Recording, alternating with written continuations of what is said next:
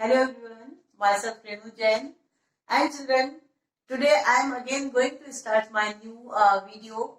And in this chapter, we will learn the first chapter of history, the new topic of first chapter of history, that is the new conservatism after 1815. Okay, तो जैसे कि हम जानते बच्चों, इससे पहले हमने जो जो वीडियोस हमने रिलीज किए उसमें हमने डिफरेंट आइडियोलॉजी पढ़ी, डिफरेंट लाइक की aristocracy, middle class and liberal nationalism. उसके बाद बच्चों नेक्स्ट है the new conservatism after 1850। It means children कि what is this conservatism and how it emerge after 1850, यानी 1815 के बाद ये कंजर्वेटिज्म कैसे स्प्रेड हुई यूरोप के अंदर। Okay, and what is the conservatives या कंजर्वेटिव आइडियोलॉजी। ओके, सो जैसे कि हम जानते हैं बच्चों कि इन द फ्रेंच रिवॉल्यूशन जब Napoleon Bonaparte he took the power, जब वो पावर में आया बच्चों तो उसने he adopted the policy of war and expansion. War and expansion का मतलब कि नियर जो नेबरिंग जो स्टेट थे बच्चों उनसे उनके साथ वॉर करो, उनको जीतो और अपने राज्य में उनको मिलाना। ओके, सो ये बच्चों ये जो इसकी वॉर एंड एक्सपेंशन पॉलिसी जब वो आगे बढ़ रही थी, देन इन 1815, ठीक है, 1815 फोर यूरोपियन पावर्स, वो बच्चों कौन कौन सी पावर्स थी? That was the Britain, Russia, Prussia and Austria. ये वो चार कंट्री थी बच्चों जिन्होंने चारों ने मिलकर, ठीक है, नेपोलियन को हराया in the battle of Waterloo. उसको जहां पे हराया उसको कहा जाता है बैटल ऑफ वाटरलू।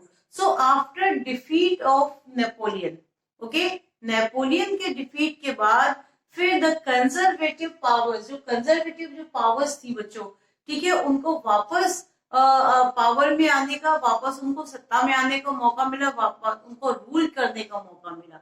ओके, सो यहाँ देखिए कि after defeating of Napoleon by the four European powers, the conservative government were driven to spirit of like conservatives थी ना, वो पावर में आई। अब ये कंजर्वेटिव है क्या, या कंजर्वेटिव जो आइडियोलॉजी वो है क्या?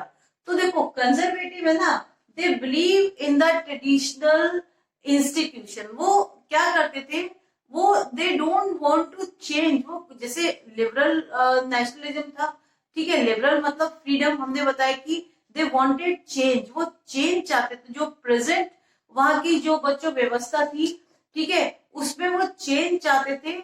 बट जो कंजर्वेटिव्स है, ठीक है, they did not want any change. इनका मानना था कि जो हमारे पुराने एस्टैब्लिश इंस्टीट्यूशन है, ट्रेडिशनल है, वो कायम रहने चाहिए, यानी कि वो उनको बदलना नहीं चाहिए। ठीक है, जैसे कि बच्चों चर्च, मोनार्की, ठीक है, सोशल हायरार्की, ये वो थे जो कि मतलब सोसाइटी में प्रिजर्व रहने चाहिए, क्योंकि इनसे उनका मानना था कि वो सोसाइटी की पहचान है।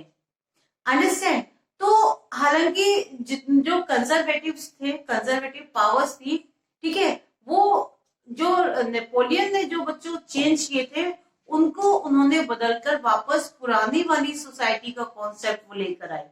ठीक है, यानी नेपोलियन थे जो बहुत सारे चेंजेस किए, मॉडर्नाइज किया उन्होंने पूरे सिस्टम को, तो उन्होंने सब कुछ हटाया उसको, और जो पुराना सिस्टम था, पुराना सिस्टम क्या था? मोनार्की थी। ओके, एंड उसके अलावा चर्च का बहुत इंपॉर्टेंस होता था उस समय, सोशल हायरार्की थी, उसको उन्होंने फिर से एस्टेब्लिश किया। लेकिन एक बात हमें ये ध्यान रखनी है बच्चों कि जो ऑल द कंजर्वेटिव्स थे were not in the favour of to establish their traditional institution, क्योंकि बहुत सारे लोग उसमें ये चाहते थे बच्चों, और वो जानते थे, वो इम्पोर्टेंस समझते थे किसकी? वो सारे चेंजेस जो नेपोलियन लेके आया था।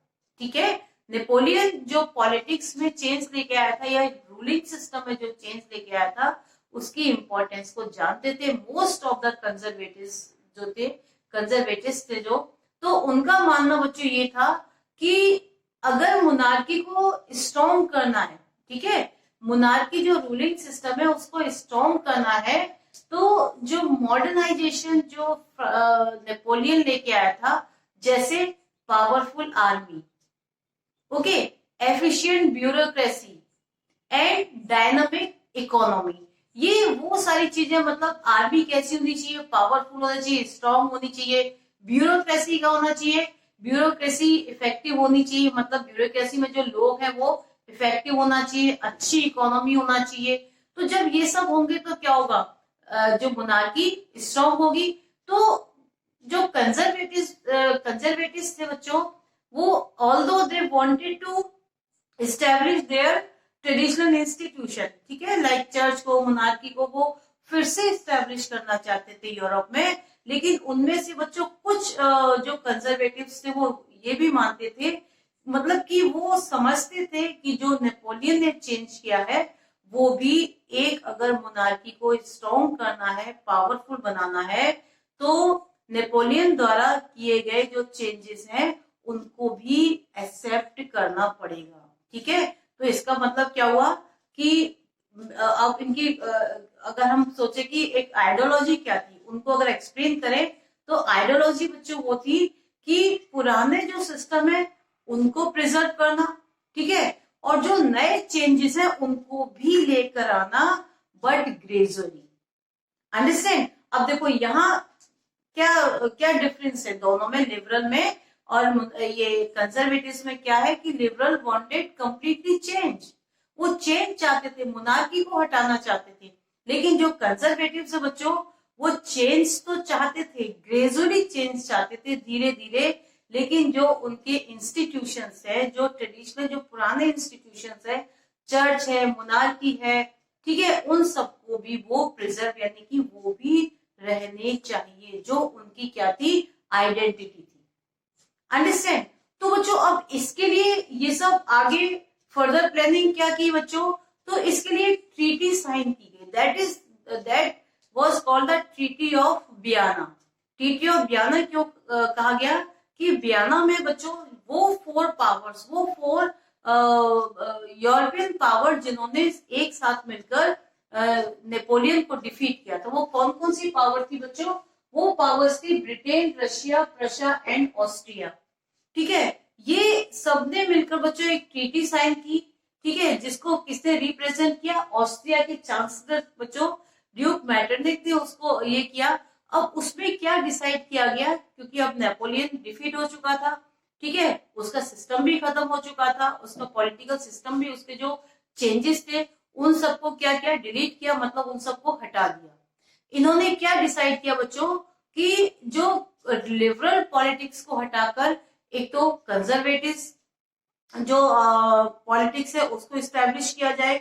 सेकंड बच्चों, जितने भी स्टेट, ठीक है, यूरोप के जितने भी स्टेट फ्रांस ने जीते थे under the rulership of Napoleon, ठीक है, उनको वापस ले लिया गया, फ्रांस से वापस ले लिया गया। और फ्रांस के चारों तरफ, यानी फ्रांस के बॉर्डर पर बच्चों स्टेट इस्टेब्लिश कर दिए गए, जिससे कि France in future further expansion ना कर सके, जो कि अंडर द नेपोलियन उन्होंने किया था, ओके। और बहुत सारे जैसे जो चेंजेस उन्होंने फिर से रीइंट्रोड्यूस किए, जैसे बॉर्बन डायनेस्टी थी, जो पहले बहुत कभी पावरफुल हुआ करती थी, लेकिन अंडर द, जैसे नेपोलियन ने उसको डिफीट किया, उसकी पावर खत्म हो गई, उसकी पावर को रीस्टोर किया गया, ठीक है। और बहुत सारे जो स्टेट थे वो इन कंट्रियों में डिवाइड हो गए। तो इस तरह से बच्चों बहुत सारे changes under the treaty of Vienna उसमें लागू किए गए, ठीक है, यूरोप के कंट्रीज में। तो इस तरह से बच्चों 1815 के बाद, यानी कि after the defeat of Napoleon, ठीक है, यूरोप का सिनेरियो, पॉलिटिकल सिनेरियो फिर से चेंज हो गया, ठीक है। जो लिबरल कंजर्वेटिव थे, यानी लिबरल जो विचारधारा थी उसको खत्म करके पूरी तरह से फिर से कंजर्वेटिव आइडियोलॉजी, मतलब इसको हम कह सकते हैं मोनार्की फिर से एस्टेब्लिश हो गई, अंडरस्टैंड। यानी elected government, military dictator, so many changes during the French revolution, बहुत सारे चेंजेस हुए बच्चों। और यहाँ फ्रेंच रिवॉल्यूशन में जो चेंजेस हुए उससे पूरा यूरोप अफेक्टेड होता था, गॉट इट। तो बहुत सारे जो कंट्रीज थे बच्चों जहाँ पे ये था कि इलेक्टेड गवर्नमेंट होगी, लिबरल जो नेशनलिस्ट थे वो मूवमेंट कर रहे थे।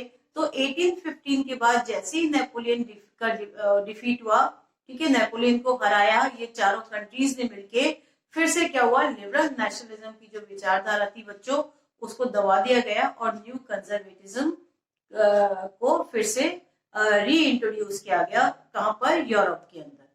ठीक है, तो अब बच्चों यहाँ देखो, अब जो मोनार्की थे ना, यानी कि जो कंजर्वेटिव जो आइडियोलॉजी थे, the follower of conservative ideology was they were monarch. Monarch मतलब निरंकुश शासक, ठीक है, पता है ना, जो राजा महाराजा होते थे वो मेनली क्या होते थे बच्चों, दे वर ऑटोक्रेटिक। ऑटोक्रेटिक का मतलब है कि they did not tolerate any criticism, तानाशाह होते थे, ठीक है, उनके एक्शन, उनकी पॉलिसी के अगेंस्ट कोई कुछ कहे, दे कुड नॉट टॉलरेट, वो टॉलरेट नहीं कर पाते थे उसको, ठीक है।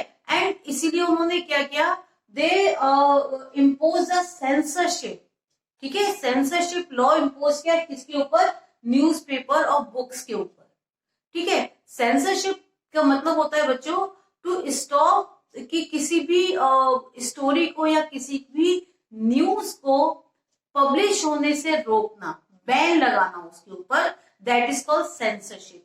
अब क्योंकि बहुत सारे जो लिबरल नेशनलिस्ट थे वो already they were Fluence by the French revolution, और फ्रेंच रिवॉल्यूशन के जो आइडियल थे, ठीक है, उनकी जो आइडियोलॉजी थी उनसे इन्फ्लुएंस थे, तो उनके बारे में न्यूज़पेपर या बुक्स में कोई भी न्यूज पब्लिश होती, इसका मतलब अगर कोई फ्रेंच रिवॉल्यूशन को बच्चों इन्फ्लुएंस है, उसको फेवर कर रहा है, इट मींस वो अगेंस्ट है कंजर्वेटिव्स के, ठीक है। तो वो क्या करते थे, टॉलरेट नहीं कर पाते थे, यानी कि उनके, क्योंकि ऑटोक्रेटिक थे, वो मोनार्क थे, ठीक है, उनके अगेंस्ट कोई न्यूज पब्लिश हो या कोई बात उनके अगेंस्ट कहे, कोई उनकी एक्शन के अगेंस्ट कुछ बोले, इसको वो टॉलरेट नहीं कर पाते थे। इसलिए उन्होंने क्या किया, ये सेंसरशिप लॉ इम्पोज किया किसके ऊपर, न्यूज़पेपर और बुक्स मैगजीन के ऊपर, ठीक है। तो इस तरह से, लेकिन जो लिबरल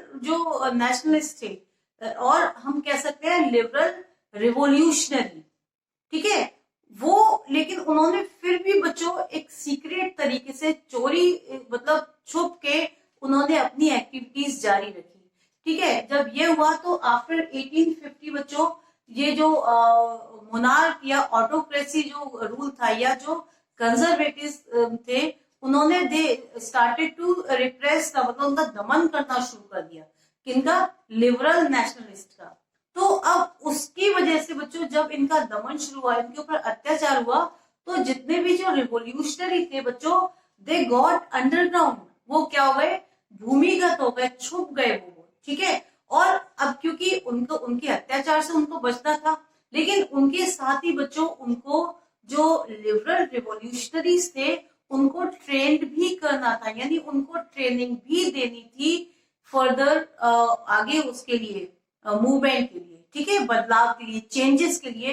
तो इस तरह से बहुत सारी बच्चों ये सीक्रेट सोसाइटीज फॉर्म होने शुरू हुई, ठीक है, जो यानी कि चोरी छुपे या चुपके से इनको ट्रेनिंग देती थी रिवोल्यूशनरी को। तो बहुत सारे जो रिवोल्यूशनरीज थे वो भी बच्चों डिफरेंट जो स्टेट थे यूरोप के, लाइक जर्मनी, इटली, ठीक है, इसमें यहाँ ये लोग आगे आने लगे। तो उसमें से एक जो लाइक इटली का एक जो सबसे यंग रिवोल्यूशनरी था, that is called Giuseppe Mazzini. ये एक यंग इटली का रिवोल्यूशनरी था बच्चों, and he was born in Geneva in 1807, ठीक है, 1807 में जिनेवा इटली में ये बोर्न हुआ बच्चों। और ये when he was only 24 year, ठीक है, जब केवल 24 ईयर का था बच्चों, तो इसको एग्जाइल दे दिया गया, मतलब इसको देश निकाला दे दिया गया, ठीक है। क्यों दिया गया, क्योंकि इसने एक रिवॉल्यूशन में पार्टिसिपेट किया था, और वहां निकलने के बाद बच्चों इसने, यानी यंग इटली और यंग यूरोप नाम से दो सोसाइटीज फॉर्म की, जिसमें जो यूरोप के यंग लोगों को ट्रेनिंग देनी थी फॉर द चेंज, ठीक है। उनको क्या था, लिबरल नेशनलिस्ट बनने के लिए उनको ट्रेनिंग देनी थी। तो इस तरह से बच्चों यहाँ से जो समय शुरू हुआ वो रिवॉल्यूशंस का समय शुरू हुआ यूरोप में। ठीक है। तो जूसेफी मैज़नी के साथ और भी बहुत सारे रिवॉल्यूशनरी थे जो आगे आए। इन्होंने कंजर्वेटिव्स जो आइडियोलॉजी के अगेंस्ट रिवॉल्यूशन की। तो इसके बाद एक पीरियड चला बच्चों जिसको कहते हैं the period of revolution. Okay, उसके बारे में हम जो नेक्स्ट में पढ़ेंगे। आज के लिए इतना हम लोग करते हैं। ठीक है, इसको आप वीडियो को ध्यान से देखो बच्चों, बुक को पढ़ो। आई होप आपको अच्छी तरह समझ में आया होगा बच्चों। और आप आगे वीडियो देखने के लिए मेरे चैनल को बच्चों लाइक और सब्सक्राइब जरूर करें। ठीक है, जिससे कि मैं आपको कंप्लीट चैप्टर जल्दी से जल्दी पूरा करा सकूं। Okay, thank you.